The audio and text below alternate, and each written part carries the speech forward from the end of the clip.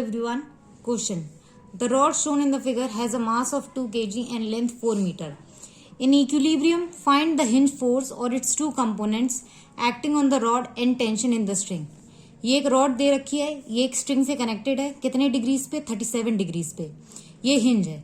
अब हम मान लेते हैं ये रॉड है, इसको एक बार और बना लेते हैं. यहाँ पे ये हिंज है, एक स्ट्रिंग से कनेक्टेड है, ये 37 डिग्रीज है. इस स्ट्रिंग में टेंशन हम मान लेते हैं टी. तो इस टी के दो कंपोनेंट हो जाएंगे. एक हो जाएगा टी साइन थीटा ऐसे, और एक हो जाएगा हमारा टी कॉस थीटा या 37 डिग्रीज. ठीक है. हिंज फोर्स के दो कंपोनेंट, ये हो जाएगा हमारा हॉरिजॉन्टल कंपोनेंट और ये हो जाएगा हमारा वर्टिकल कंपोनेंट. ठीक है. अब बोला है कि रॉड इक्विलिब्रियम है, तो एफ डायरेक्शन में फोर्स 0 हो जाएगी टोटल, और वाई डायरेक्शन में भी टोटल फोर्स 0 हो जाएगी. अच्छा, रॉड का मास भी दे रखा है. कितना दे रखा है? 2 kg दे रखा है. 2 kg दे रखा है, तो सेंटर पे लगेगा ये, तो ये हो जाएगा 20 न्यूटन्स के बराबर. अच्छा, ये लेंथ होगी यहां से लेकर यहां तक की 2 मीटर, क्योंकि पूरी रॉड की लेंथ कितनी है? 4 मीटर. तो ये वाली लेंथ भी कितनी होगी? 2 मीटर के इक्वल होगी. ठीक है. तो अगर हम समेशन एफ एक्स बराबर 0 लिख रहे हैं, तो हम फोर्स इक्वेशन क्या लिखेंगे? h minus of 0.8t equals to 0. इसी तरह अगर समेशन एफ वाई हम 0 बोलेंगे, वाई डायरेक्शन में टोटल फोर्स हम 0 बोल रहे हैं, तो हम लिख सकते हैं v plus of 0.6t minus of 20 will be equals to 0. ठीक है. v और t साइन 37 डिग्रीज हमारा ऊपर में और नीचे के डायरेक्शन में 20t. ये हमारी पहली इक्वेशन आ गई. ये हमारी दूसरी इक्वेशन आ जाएगी. हिंज के अबाउट हमारा टोटल टॉर्क क्या हो जाएगा? 0 हो जाएगा. तो एक इक्वेशन हम इससे भी बना सकते हैं. तो टॉर्क अबाउट हिंज अगर हम 0 बोल रहे हैं, तो इसके लिए हम इक्वेशन लिखेंगे 20 इंटू 2 क्लॉकवाइज में, और t sine 37 into 4 anticlockwise direction में. तो हम लिख सकते हैं 20 into 2 will be equals to t sin 37 degrees into में 4. ठीक है. हिंज के अबाउट हमने लिख दिया. इसको हम लिख सकते हैं 20 into 2 will be equals to 0.6t into 4. तो इससे t की वैल्यू निकलेगी. इसको सॉल्व करेंगे तो t की जो वैल्यू आएगी वो होगी हमारी 16.67 न्यूटन्स के बराबर. अब हमें t की वैल्यू पता है. t की वैल्यू हम इक्वेशन नंबर 1 में पुट करेंगे तो हमें h की वैल्यू मिलेगी. h की वैल्यू पुट निकालो इक्वेशन नंबर 1 से, तो h माइनस 0.8 t की जगह रख दो 16.67 इक्वल्स टू 0. तो h will come out to be 13.33 newtons. अब इक्वेशन नंबर 2 में t की वैल्यू पुट करो तो हमें v की वैल्यू मिल जाएगी. इक्वेशन 3 क्या है हमारा? v plus equation number 2 v plus 0.6t minus of 20 equal to 0. v plus 0.6t है हमारा 6.67 माइनस ऑफ 20 इक्वल्स टू 0. तो v जो आएगा वो आएगा हमारा 10 न्यूटन के बराबर. ठीक है. 10 न्यूटन के बराबर आ गया. अब हमें टोटल हिंज फोर्स चाहिए था, तो हमें इसका हॉरिजॉन्टल कंपोनेंट पता है, हमें वर्टिकल कंपोनेंट पता है. इसको स्क्वायर करके ऐड करके इसका अंडर रूट ले लेंगे तो हमें टोटल फोर्स पता चल जाएगी कितना. क्यों? ये मान लीजिए टोटल फोर्स है जो हिंज पे लग रही है, इसका हॉरिजॉन्टल कंपोनेंट आया है h इक्वल्स टू 13.33 न्यूटन्स, और इसका वर्टिकल कंपोनेंट आएगा 10 न्यूटन्स के बराबर. ये एंगल हम थीटा मान ले रहे हैं, थीटा डिग्रीज बना रहा है हॉरिजॉन्टल से. तो f की वैल्यूज आ जाएगी f equals to under root of h square plus v square के बराबर. h हो जाएगा हमारा 13.33 square plus 10 square. This will come out to be 16.67 newtons. तो हिंज फोर्स किसके बराबर हो जाएगी हमारी? हिंज फोर्स हो जाएगी हमारी 16.67 न्यूटन. और कितना डिग्रीज बनाएगी हॉरिजॉन्टल से या रॉड से? तो ये हो जाएगा 10 theta will be equals to 10 upon 13.33. तो theta will be equals to 10 inverse of 10 divided by 13.33. तो theta will come out to be 37 degrees. These are the answers. Question. A bob of mass m is suspended from the ceiling of a train moving with an acceleration a as shown in the figure. Find the angle theta in equilibrium. ये काट है, ये किसी acceleration a से आगे जा रहा है, इस पे एक बॉब टंगा है इसकी सीलिंग के थ्रू, कितना डिग्रीज पे, थीटा डिग्रीज, ये मूव कर गया ऐसे। तो अब बोला है find the angle theta in equilibrium position पे होगा जब। तो इसको एक बार और बना लेते हैं। ये मान लीजिए काट है, ये किसी एक्सेलरेशन a से आगे जा रहा है। अब इसकी एफबीडी बनाएंगे, किसकी, बॉब की एफबीडी बना रहे हैं हम। तो हम बोलेंगे इसका मास कुछ नीचे की डायरेक्शन में कितना लग रहा होगा, वेट इसका mg के बराबर लग रहा होगा। अगर बॉब का मास हमने m मान लिया है तो टेंशन इन स्ट्रिंग में कैसी लग रही होगी, कुछ इस डायरेक्शन में लग रही होगी। ये अगर एंगल थीटा है तो इस टेंशन के दो कंपोनेंट आएंगे, क्या आएंगे, इस डायरेक्शन में। तो अगर ये थीटा है तो ये वाला एंगल हो जाएगा हमारा 90 माइनस थीटा। तो जो टेंशन का ये वाला कंपोनेंट आएगा वो हो जाएगा t cos of 90 minus theta, जो कि t साइन थीटा के बराबर हो जाएगा। और ये वाला आएगा t sine of 90 minus theta, जो कि cos थीटा के बराबर हो जाएगा। तो ये हो जाएगा t cos थीटा। अच्छा, अगर हम इस काट के रेफरेंस में बात करेंगे, अगर हम यहाँ बैठ जाते हैं और बात करते हैं तो हम देखेंगे कि अगर ये काट बाहर से a एक्सेलरेशन से मूव कर रही हो तो अभी काट के अंदर बैठे वाले आदमी को क्या लगेगा कि इस बॉल पे एक सूडो फोर्स लग रही है, किस डायरेक्शन में, उल्टे डायरेक्शन में। कितने के बराबर है वो सूडो फोर्स, m इंटू ए के बराबर हम उसको लेते हैं, मास और जितना एक्सेलरेशन लग रहा होगा जो फ्रेम मूव कर रहा है उसका एक्सेलरेशन से हम मल्टीप्लाई करके लिख सकते हैं। तो हमारा बॉब का एफबीटी कुछ इस तरीके से दिख रहा होगा। नीचे की तरफ हमारा mg लग रहा होगा, ऊपर की तरफ हमारे यहाँ लग रहा होगा t cos थीटा, ठीक है। इस डायरेक्शन में हमारा लग रहा होगा t साइन थीटा और इस डायरेक्शन में लग रहा होगा हमारा ma फोर्स। तो अगर हम ये बोल रहे हैं कि ये बॉब इक्विलिब्रियम में, तो सारे फोर्स को क्या कर देंगे, बैलेंस कर देंगे हम। तो हम बोल सकते हैं कि t cos थीटा अगर हम समेशन fx 0 बोलते हैं तो हम बोल सकते हैं t sine theta should be equals to ma, क्योंकि बॉब इक्विलिब्रियम में है इसीलिए। अगर हम समेशन fy बोलेंगे इक्वल्स टू 0 तो हम बोल सकते हैं t sine theta t cos theta equals to mg। ये हमारी पहली इक्वेशन थी, ये हमारी दूसरी इक्वेशन थी। पहली और दूसरी इक्वेशन को डिवाइड कर दो तो ये आ जाएगा हमारा t sine theta equals to ma। इसको डिवाइड करो t cos थीटा से, this will be divided by mg। दोनों इक्वेशन को डिवाइड कर दिया आपस में, t से t चले जाएगा, m से m जाएगा, तो this will be sine theta upon cos theta will be equals to tan theta. तो tan theta will be equals to a by g, so my theta will come out to be tan inverse a by g। तो question में पूछा था the angle theta in equilibrium position, तो this will be equal to theta equals to tan inverse a by g। This is the answer. Next question. In the adjoining figure, wire PQ is smooth, ring A has a mass 1 kg and block B 2 kg. If system is released from rest with theta equals to 60 degree, find first constraint relation between their velocities as a function of theta. B part, constraint relation between their accelerations just after the release at theta equals to 60 degrees. And C part, tension in the string and the values of their acceleration at this instant. So this figure is given over here. मैं total length कितना मान ले रही हूं, total length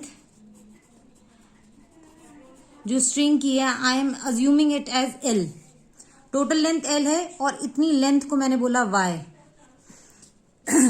तो this much length will be L minus of Y। इस length को मैं बोल रही हूं x और इस लेंथ को मैं अज्यूम कर रही हूं c, ठीक है। अच्छा, ये एंगल थीटा मुझे पता है, ये रिंग मैं मान रही हूं कि ये आगे जा रहा है किसी वेलोसिटी v1 और एक्सेलरेशन a1 से, और ये ब्लॉक नीचे आ रहा है किसी एक्सेलरेशन v2, किसी वेलोसिटी v2 और एक्सेलरेशन a2 से, ठीक है। तो अब ये ट्राइंगल बन रहे हैं यहाँ पे, तो इस ट्राइंगल में मैं पाइथागोरस थ्योरम अगर लगाऊंगी तो मैं लिख सकती हूँ L माइनस वाई का whole square will be equals to x square plus c square. L minus y का whole square will be equals to x square plus c square, ठीक है। On differentiating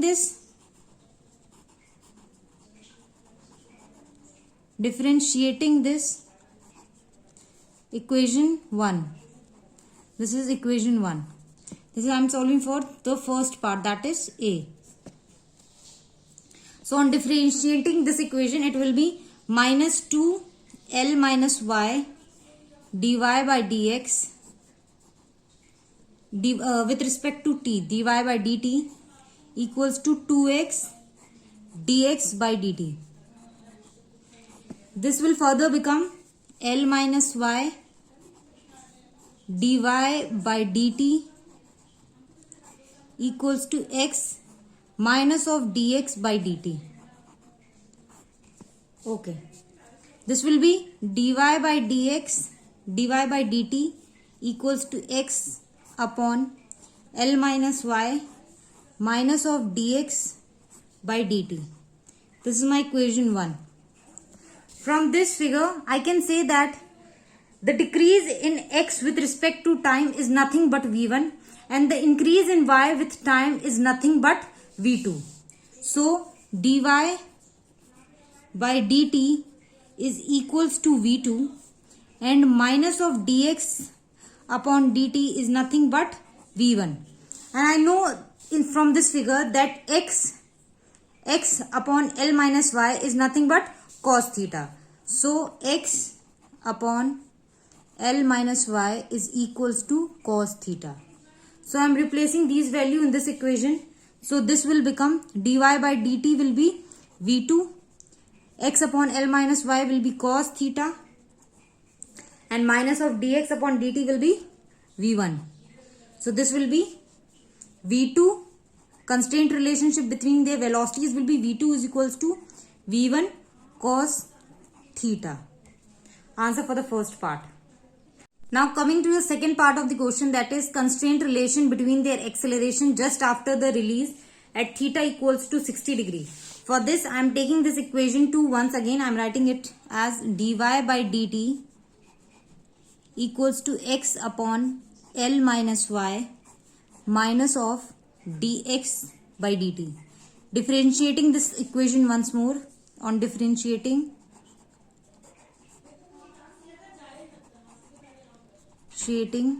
this equation 2 over here, it will be d2y by dt square L minus of y minus of dy by dt का whole square.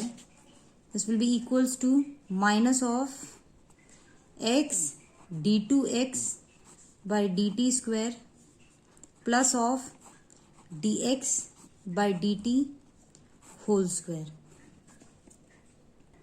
So at theta equals to 60 degree, everything is at rest. So dy by dt will be 0 and dx by dt will also be 0, no velocities. So the equation will become d2y by dt square equals to x upon L minus y minus of d2x by dt square. This will further gives me d2y by dt square is nothing but a2. This is x upon L minus y and minus of d2x by dt square is nothing but a1. This a1 over here and a2 over here. So this will be, and x upon L minus y is cos theta. So this will be a2 equals to cos theta is 60 degrees. So I am putting the values cos 60 degrees a1. a2 equals to cos 60 degree is 1 by 2 a1. So a2 is equals to, or 2a2 is equals to a1. So this is the constraint relationship between their acceleration. Now coming to the third part of the question, that is tension in the string and the values of acceleration as theta equals to 60 degree. So I am making FBD for the ring and for the block. This is ring. This is 60 degree. The acceleration of this ring is a1 in this direction. Tension in the string, let it be T.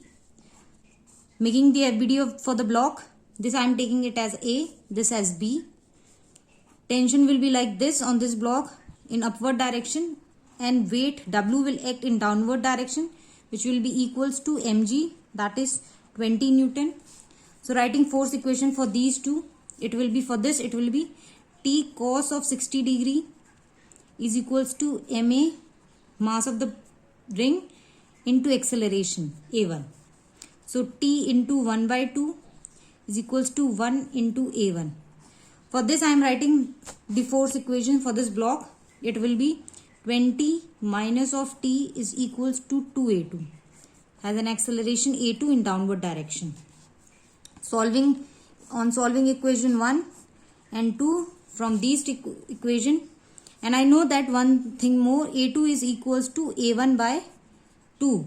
So from these three equation, t2 by 2 will be 1 into 2a2.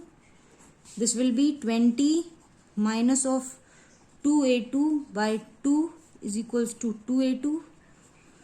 On solving this, a2 will be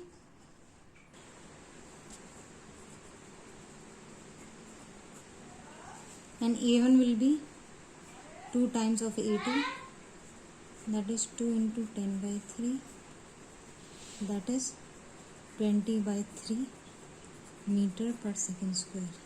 So a1 will be 20 by 3 and a2 will be 10 by 3 meter per second square. These are the answers. Next question.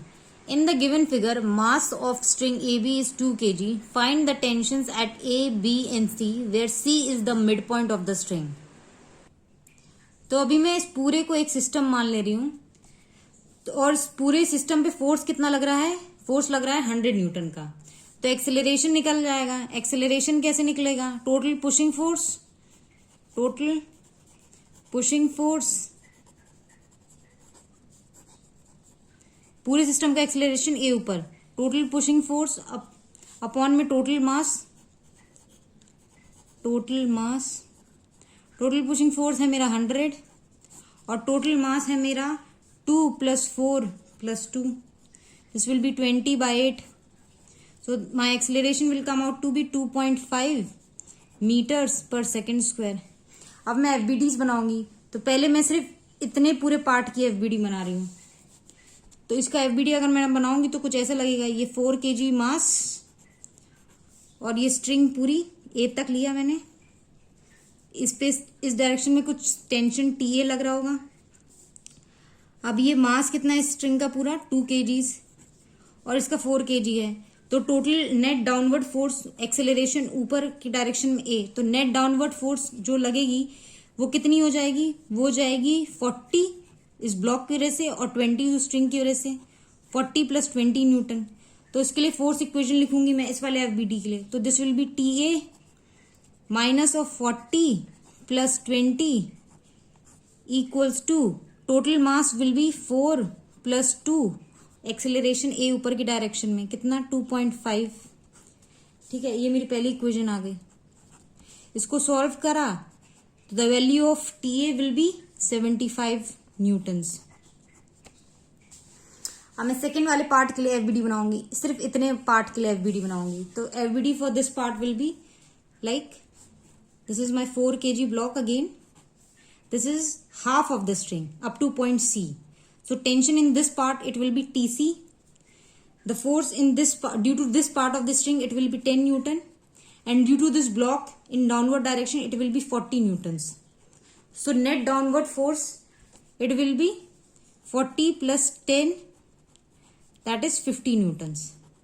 So writing force equation for this also, it will be TC minus of 50 equals to 4 plus 1 into A. A is 2.5.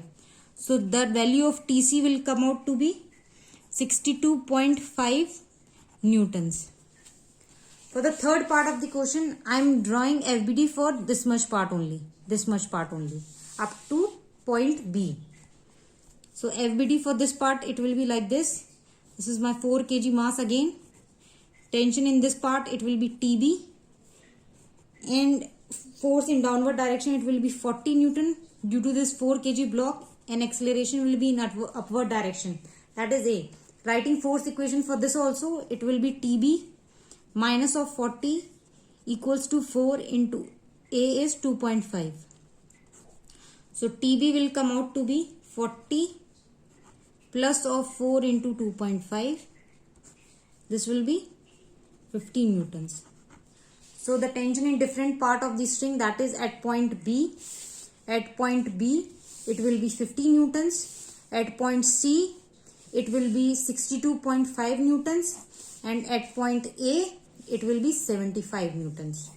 These are the answers. Next question. Two blocks A and B of masses 1 kg and 2 kg respectively are connected by a string passing over a light frictionless pulley. Both the blocks are resting on a horizontal floor and the pulley is held such that the string remains just taut. At the moment t equals to 0, a force F equals to 20 T Newton starts acting on the pulley along vertically upward direction as shown in the figure. Calculate first velocity of A and B. Velocity of A when B loses contact with the floor, comma. Height raised by the pulley up to that instant. So for the first part of the question, that is velocity of A when B loses contact at the floor. ठीक है, तो अगर यहाँ पे tension T है, string में नीचे tension T और इस पार्ट में भी टेंशन T है, तो T plus T will be equals to 20T. So this 2T will be equals to 20T. So capital T will be equals to 10T के इक्वल आएगा. ठीक है, अब let at time T equals to T1 पे A loses contact. A loses contact with the floor.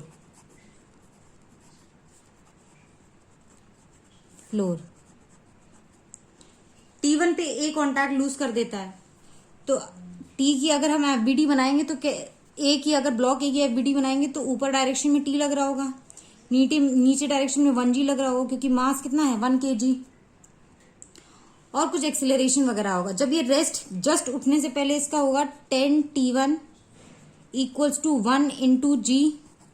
So T1 will be equals to 1 second, मतलब T equals to 1 second पे ये contact छोड़ देगा फ्लोर से. इसी तरह मान लीजिए एट टाइम T बराबर T2 पे B loses contact with the floor. Contact with the floor. So what T2 will be? It will be 10 T2 equals to its mg, m into g. So T2 will come out to be 2 second. तो time T बराबर 2 seconds पे block B भी contact छोड़ देगा floor से. अब मैं force equation लिख रही हूं किसके लिए? ब्लॉक A के लिए. So this will B block A, ऊपर T लग रहा होगा. T किसके बराबर होगा? 10T के बराबर होगा.